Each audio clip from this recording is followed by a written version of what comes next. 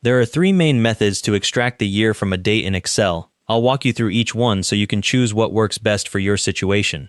The first and most common method is using the year function. Click on an empty cell next to your date column. Type equals, then year, then an opening parentheses. Click on the cell with your date, for example, a 2, then type a closing parenthesis and press enter. The year appears as a 4-digit number. To apply this to the rest of your dates, hover over the bottom right corner of the cell until you see a small plus sign, then double-click or drag down. The formula copies to all your rows and extracts each year as a number you can use in calculations. If you need the year as text instead of a number, use the text function. Click on an empty cell and type equals text, then an opening parenthesis.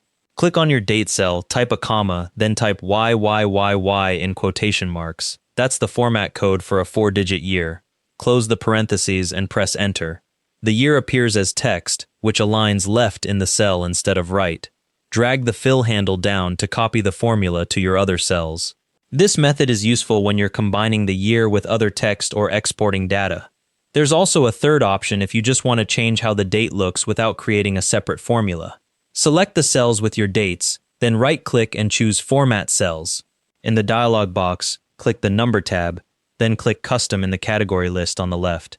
In the Type field, type Y, Y, Y, Y, and click OK. Now your cells show only the year, but if you click on one, the formula bar still shows the full date underneath.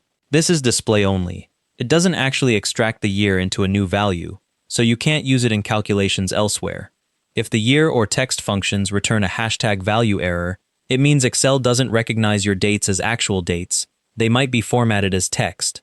The Format Cells method only changes what you see, so if you need to use the year elsewhere, stick with method 1 or method 2. If none of those work, check that your dates are formatted as actual dates, not text strings.